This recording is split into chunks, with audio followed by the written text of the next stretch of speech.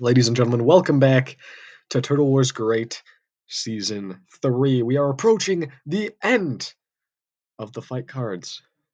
2 regular season episodes left before our top 32 will be decided, and that's going to be a fun thing uh, to do. Anyways, what's happened in this episode? Well, our opening bout sees a seemingly weakened Plank taking on Goofybot, who is definitely 201 record wise, no question about that. Plank, in the meantime, 2-1, looks better than they have looked, to be honest. They got a strong win over Pain in the first episode, but they got destroyed by Revenge of Armageddon, and to be honest, really, really lucky over Extra Peppermint. So, despite the fact that they'll probably end the season with a 3-1 record, assuming nothing goes terrible here, I don't know how high of a seed they're gonna get. It's a tough schedule, sure, but there are other machines with tougher schedules that were more impressive. Then we got Able. They sit at 1-2. They've actually had a very tough schedule as well. Wavelength hasn't performed as well as we thought they would, but Wavelength's a very good bot. TR5 is a very good bot. Um, and so is UFO 5, right? UFO 5 debatably could be undefeated at this point. So, really good machines there. Blade Runner at the meantime, not tough by any means. Uh, for a low tier bot, it's a bit more difficult. So 1-2, like on paper, it looks pretty bad. It's not, but their season is probably done. Blade Runner, a win is perhaps needed to put them into the playoffs. Another Chinese machine, and Hydro sits at 2-1. Very solid bot this year. They've looked very good. A couple of weaknesses that they've definitely got.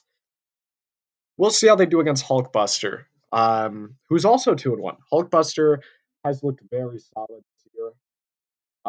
So is Hydro, though. We'll see how Hydro's is going to lend itself. Hydro is not the most durable machine, but it can also work as a decent spinner killer. So it'll be interesting to see how it deals with Hulkbuster. Rewind has gone a bit under the radar this year, 1-2 at the moment.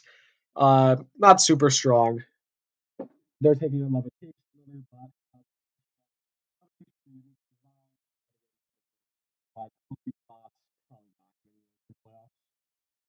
Wavelength is struggling, and it's a China on China bout for them as they take on Lightning Strikes, who is shockingly 2-1.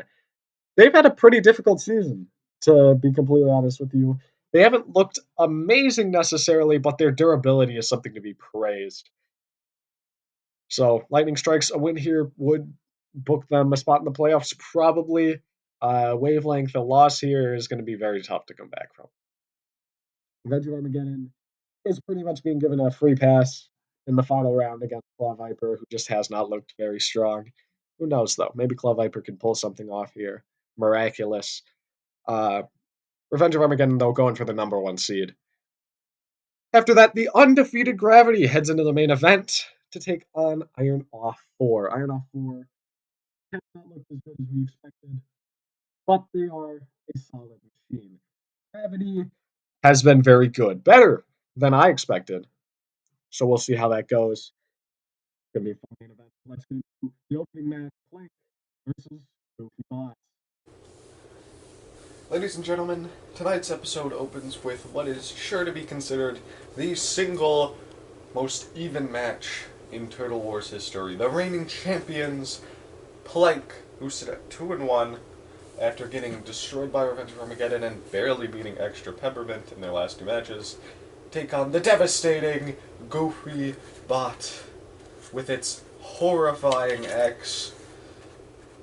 This machine so incredibly powerful that it's amassed a 1-3 record. It happens. It happens to the best of us. You know, it really does. OOTA 1014. So, clearly good machines can do that. Let's see what happens here. 3, 2, 1.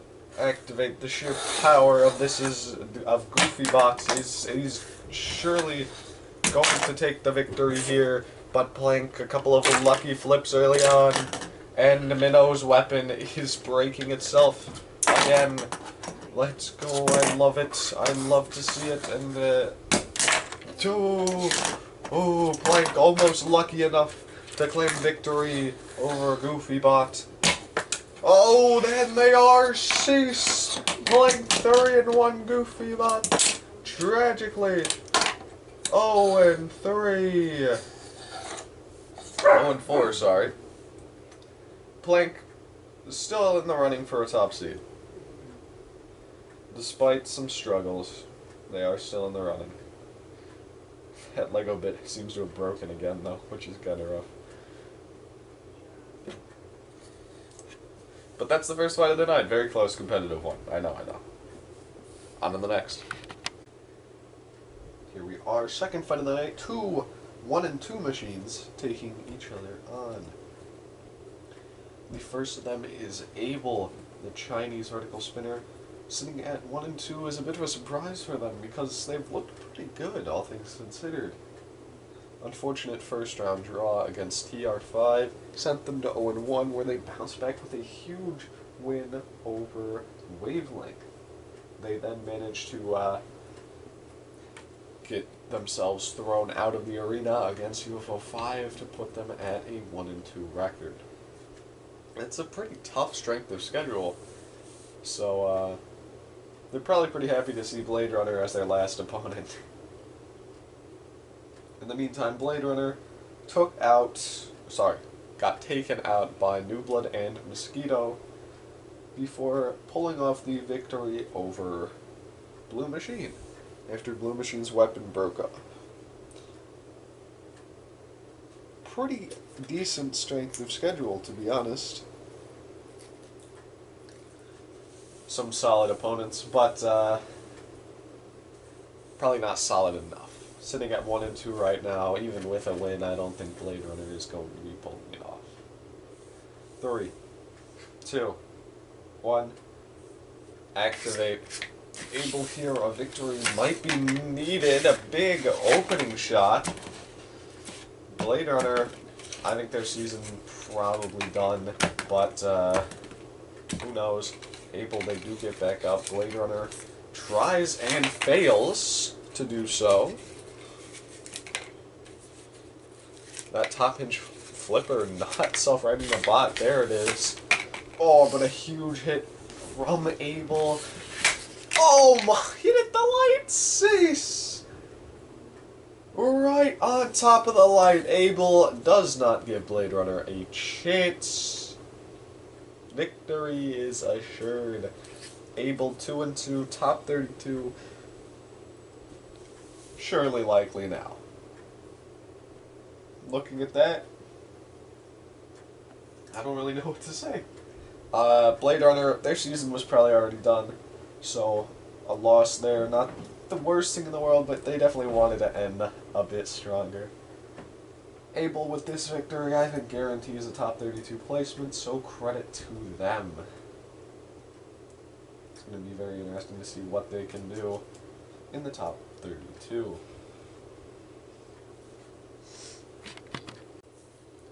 We are back in the arena after that fight for 2 2-1 machines to take each other on.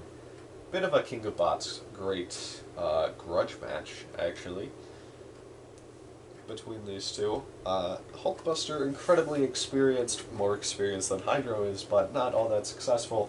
This year, though, they've looked very, very solid, specifically their first 2 matches against, this is a serious spot, and Dual Welded.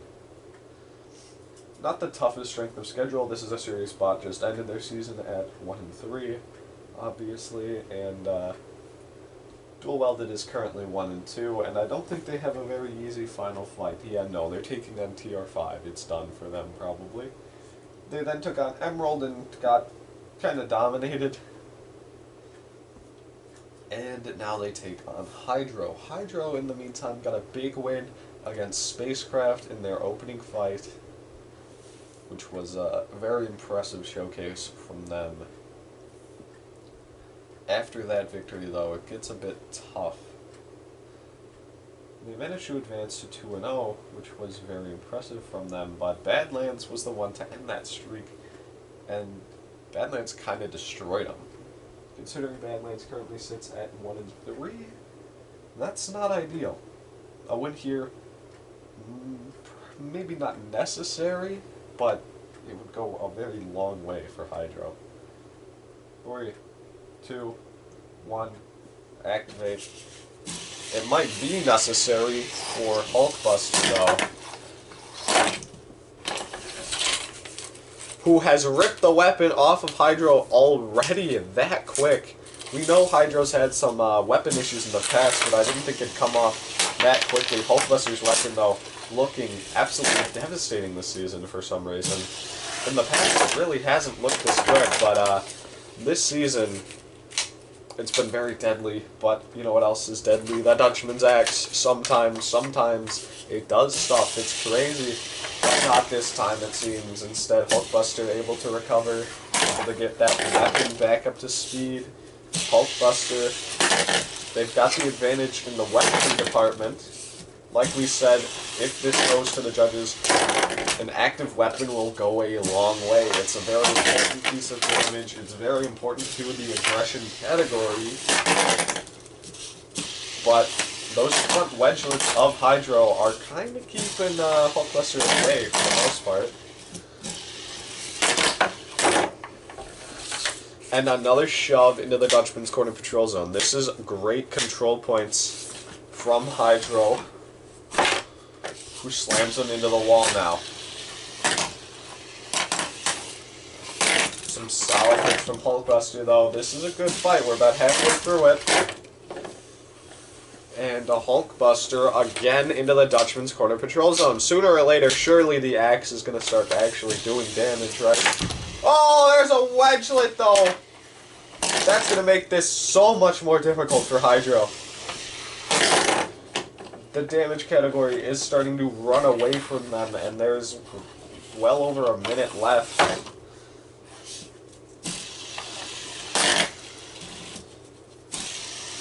Just one wedgelet. They've been doing very solid to control this match, but will it be enough to come back from the damage that they've sustained in it so far? Hulkbuster, they've looked very solid in this match, and it could be enough to sneak them into the top 32 even with a loss, considering how impressive their victories were. I don't know who's on top at the moment, though. I'd say Control is in Hydro's favor, but Hulkbuster easily has damage, and that is the other fork. Will Hulkbuster be able, or will Hydro be able to keep control? They will. Hulkbuster's ground clearance too high, sub 20 seconds left, and back into the Dutchman's corner. Hydro has been so good about using the house robots in this match. Shoving Hulkbuster into the wall. Hulkbuster up to speed. One more shot. Oh, that was a good one, but no time left. Cease. And that is it. Oh, it's going to be a tough decision. I'm not sure who you give it to if you're the judges. I'll have to find out in just a second. Well, this one might be one of the toughest decisions of the entire season, I'll be honest, and it's going to potentially be controversial. Both machines won in shutouts in one category. Hydro won 3-0 in control, while Hulkbuster went 3-0 in damage. It came down to aggression, and it was a very tough call. But the winner, by a 5-4 split decision, is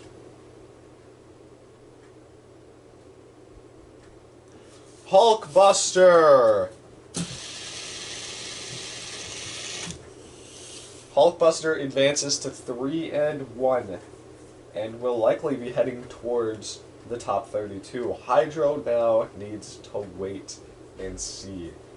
Strength of schedule wise, theirs wasn't really the toughest. Now, might not be able to make it without a win here. It was a very, very tough match, potentially a controversial one. but Hulkbuster the victor. Hydro now needs to sit and wait to see if it has done enough to prove that it deserves a top 32 finish. Here we are back in the arena for Levitation versus Rewind. This is going to be a good fight. Two more 1 and 2 bots. I'm going to say it, even with a win, I don't think Levitation is going to make it. Rewind needs one if it wants to be considered, because right now its only win is against a winless Vicio. Let's see how it goes. 3, 2, 1. Activate. Both bots go straight for each other, and look at that, Rewind is actually the lower. Pretty much every machine has struggled at getting underneath Levitation, be it the sides, the back, anywhere, and Rewind is capable of doing it so easily. And now, Ribcage bringing down the saw blade, Rewind bringing in the flipper. Can they get the Utah? Can they get it? Yes, they can! Cease! Rewind 2 and 2. The issue is that strength of schedule isn't that great. Can they really make it? That's a tough call to make, I'll be honest. A loss to the biggest cheese and to Gravity. It's not the worst losses to have, but at the same time the wins are not against really spectacular machines. Rewind might be on the edge. We'll see if they make it. Here we are for another bit of a King of Bots Great little grudge match here. 2 1 and 2 King of Bots Great machines, one of them in the high tier, one of them in the low tier. Wavelength has unfortunately kind of struggled. After a very solid win over Badlands, their last 2 matches have definitely not gone. Why am I speaking with an accent? Gone how they would have liked. In the meantime, Lightning Strikes... Actually, I think Lightning Strikes is 2-1. Hold on. They got a really surprising win over Spider because they lost pretty much their whole bot, but still managed to push him into the pit. Let's see. Yeah, no, they're 2-1. A win here would put them in the playoffs. Let's see if they manage it. Wavelength might need a win to keep their season alive, though. 3, 2, 1, activates. The last 2 matches for Lightning Strikes have been pretty tough on the machine, because they've just gotten absolutely destroyed, so they're taking on a bot that doesn't have a great weapon, but if they are attacked by Ribcage, maybe they will get destroyed again. Wavelength going for the pit release, and Lightning Strikes. This could be a mistake from Wavelength. Lightning Strikes able to get to the back now.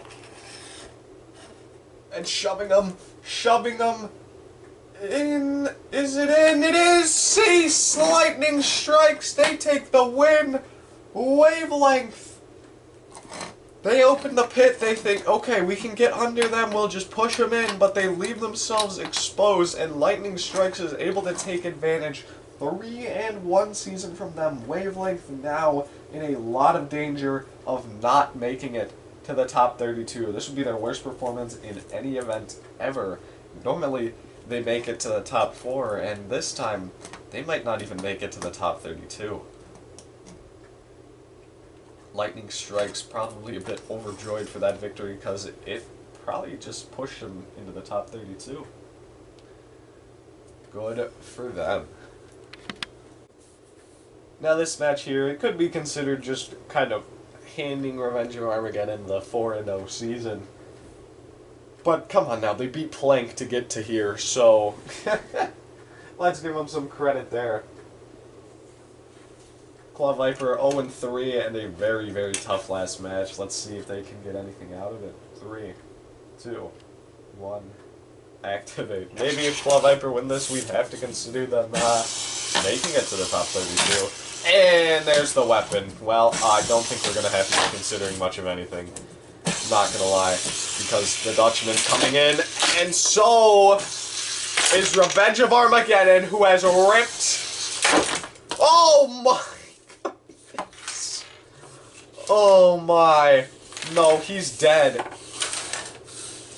This is like the second time this season Revenge of Armageddon has ripped a bot in two, but this is a lot more than two. These are the guts of Claw Viper on the arena floor right here. There is nothing left. 10, 9, 8, 7, 6, 5, 4, 3, 2, 1. Cease. One final shot to further break the weapon. And Revenge of Armageddon sitting pretty at 4-0. That is... Look, it wasn't a tough final opponent, but the way in which Revenge of Armageddon won it is going to be huge. They are certainly fighting for that #1 seed. There is no question about it at all, and they might just take it. Could Revenge of Armageddon take it all the way? They were runners-up in Turtle Wars Season 1. In the pre-series, they won the one time we did fight cards before this season. They could take it. It's possible. We'll see, though. Because now, it's time for the main event. The fight that we have been hyping up all night, I guess. Gravity versus Iron 4. Here we are, tonight's main event. We have Gravity, who sits at 3-0. They got wins over Calamity 5, over Tsunami, and over Rewind. Not really the toughest of schedules, but, you know, they're 3-0 nonetheless. In the meantime, Iron 4 struggled a lot more. They sit at 1-2. A disappointing opening loss to Synthetic, who ended up going 4-0, before they lost in a earlier main event this season to Vertigo. That put them at 0-2, but they did bounce back with a victory over Mosquito, which is a very good victory to have. They could play the strength of schedule card, given the fact that if they lose this match, they played two machines that ended up going undefeated, and Mosquito, who's pretty decent. Mosquito may not make it to the top 32, but it's a pretty solid bot, you know? But a win here would very much help their chances. Let's see if they can pull it off. Oh, 3, 2, 1. Activate. Now, Iron 4's flipper is so powerful and so low to the ground, it's a real shame that they haven't been able to get more wins. They were very unlucky against Synthetic. That, oh, it just about dodged the pit release. There is Gravity getting an opening, but cease! Iron 4. This was the bot we expected to see in the opening two fights, and we did not. Iron 4, a big win over Gravity, and it may have really just helped their season. We'll have to see, though, when the top 32 comes out, if it's enough. These last two fights have been huge for them, but it's still tough at a 2-2 record in the low tier. Who knows, though? We'll have to wait and see if they make it.